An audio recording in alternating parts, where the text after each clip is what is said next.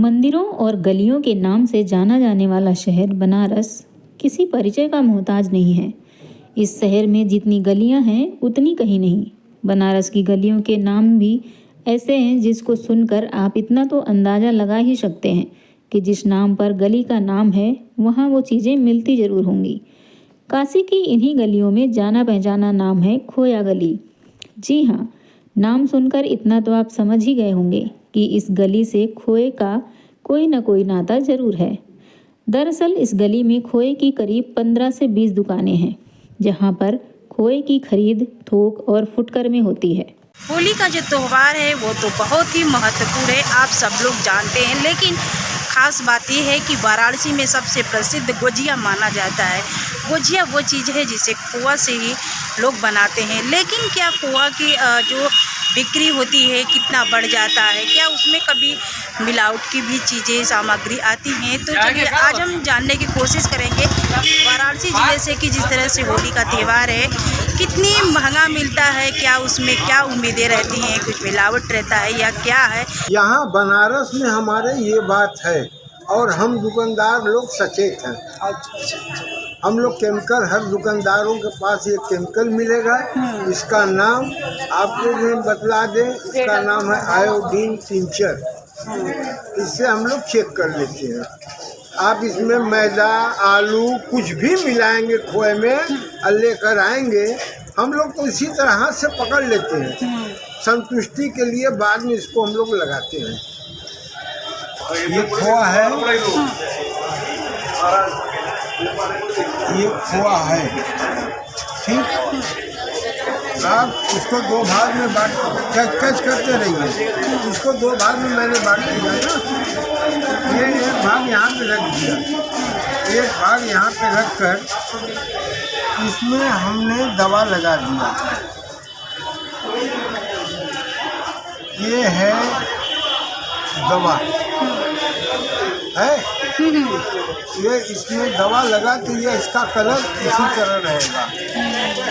है इसका कलर पीला, ठीक।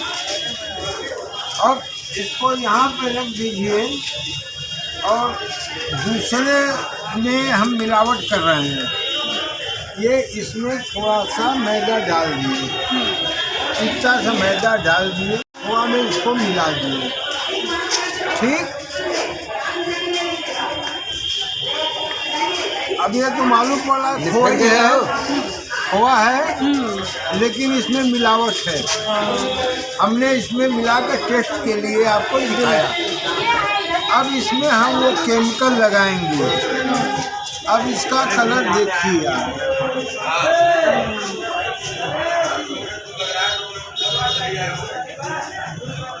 काला हो गया। अब देखिए इसका कलर, ये हमारे केमिकल का जो है करामात है। अब ये जो है ओरिजिनल खोआ है, इसमें मैदा मिलाकर आपको मैंने दर्शाया।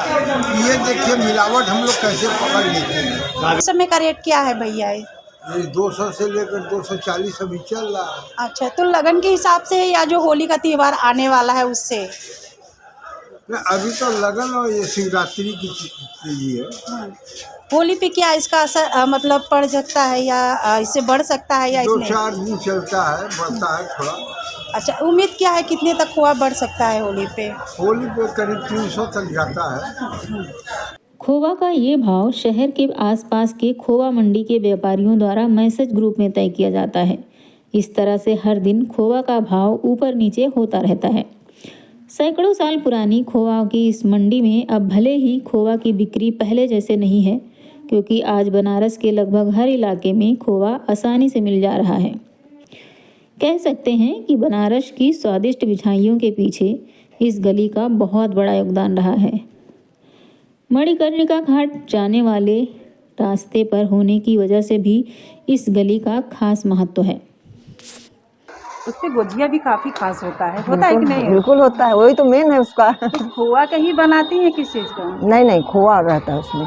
खोआ रहता है, चीनी रहता है, मेवा हुआ रहता है, सब कुछ रहता है उसमें। क्या लगता है खोआ में कभी मिलावट समझ में आता है? देखिए बाजार से लेंगे तो मिलावट मिलेगी, लेकिन अगर हम अपने घर में शुद्ध जला के बनाएंगे तो उसमें शुद्धता रहती है। हम लोग यही करते हैं कि घर में अपना दूध ला करके जला करके तो बनाते हैं। किस तरह की बाजार में जब लेती हैं तो जैसे मान लीजिए बहुत लोग आटा मिला देते हैं उसमें, कभी कभी खोए में आता है कि पेपर में निकलता है कि इसमें कुछ केमिकल मिला रहता है, आदमी को बीमार पड़ने का संभावना रहता है। तो इसलिए बाजार से अच्छा कि हम अपने हाथ से अपना बनाएं और शुद्धता के गारंटी से खाएं पिए, रहे अच्छा रहे, स्वस्थ रहे।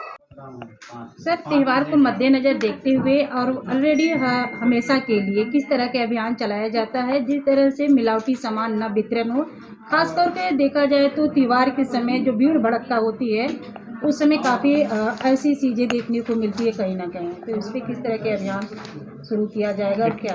हमारे विभाग द्वारा जनपद में नियमित रूप से महीने में 2 से 3 अभियान चलाए जाते हैं, जिसमें 80 से 100 नमूने संग्रहित किए जाते हैं। नमूनों की जांच परिणाम प्राप्त होने पर उन पर नियमानुसार विधिक कार्रवाई की जाती है।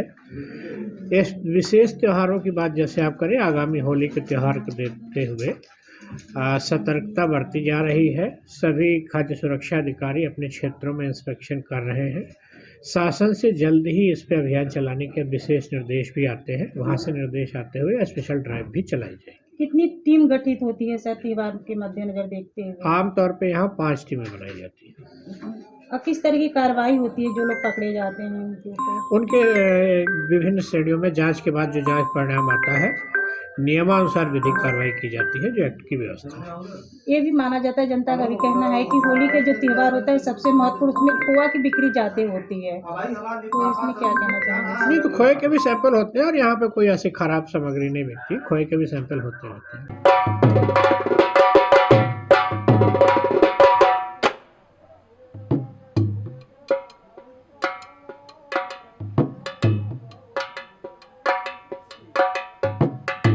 खबर लहरिया, आपकी खबर आपकी भाषा।